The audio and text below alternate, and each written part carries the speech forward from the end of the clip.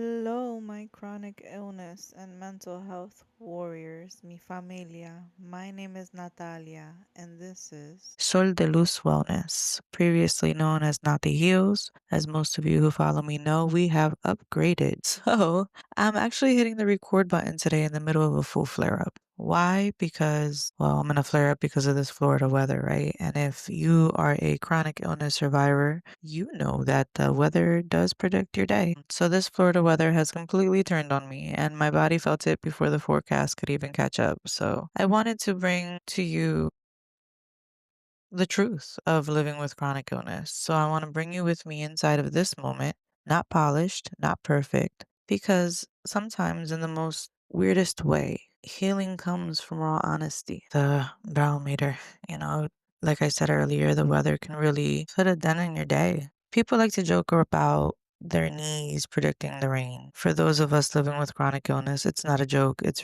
our reality. I live with rheumatoid arthritis, and trust me, my joints with the rheumatoid arthritis, my nerves with the fibromyalgia, my whole system with the diabetes and the endometriosis. Yeah, my body becomes a weather station. A storm outside means a storm on the inside. And while doctors may call it fibromyalgia and arthritis and diabetes, I like to think of it as being deeply attuned with the cycles of nature. My body is the forecast. You rearrange your whole day. Your plans may shift, your energy drains, and sometimes it feels like a boxing match that you never signed up for. And being alone during a flare up can feel really heavy. I've been there. I've been living with chronic illness since my early 20s. I am now 40. And there are days where that loneliness speaks volumes. And if you sit in it and you turn to the woe is me's, that can take over. But what I've learned is that being alone doesn't mean you have to be lonely.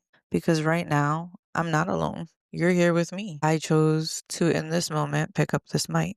I could be sitting here in my bed crying from the pain. I could be letting my brain race. But instead, I'm choosing to do something about it. And I have lived the last 7 years, almost 8 years, trying to figure out how to stay sober off the pain meds because that was my addiction and still live with chronic illness. Fractured my spine in 2021, and that was a battle I wish on no one. I had to figure it out. So part of figuring it out is using these moments when I feel the quietness, when I feel the pain, and turning it into something else. You see, that's the mental part of it, taking that energy and challenging it. My favorite thing to do when I'm not feeling well, when I'm in a flare up, is run a hot bath, let my body relax, do some meditation, drink some tea, and give my body the rest that is asking for. Because to me, a flare up is just my body waving the red flag,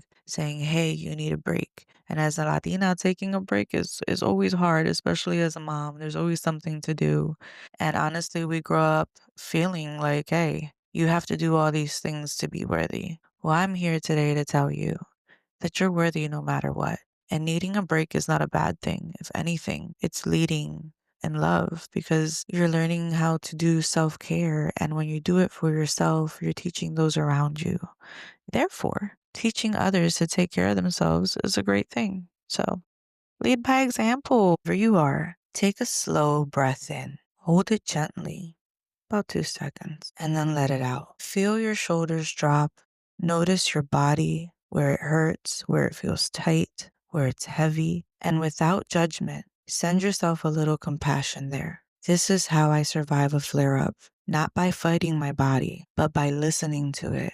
And sometimes the kindest medicine is simply being present. The truth is, chronic illness is invisible for most people. If you don't get it, you don't get it. And if you do, you do. Most people don't see the hours we lose in bed, the migraines, the shutdown conversations, the flare up that shows when the weather changes, or when you're a little stressed out, or if you get bad news. For me, it could even be a happy moment that just triggers my nervous system. But that's why this advocacy matters. That's why sharing matters. Because the more we speak about this, the more that we make the unseen visible, the more people will pay attention. If you're listening to this and nodding, you know exactly what I mean. It may be invisible to some, but we're not invisible to each other. So today I record in the middle of the storm.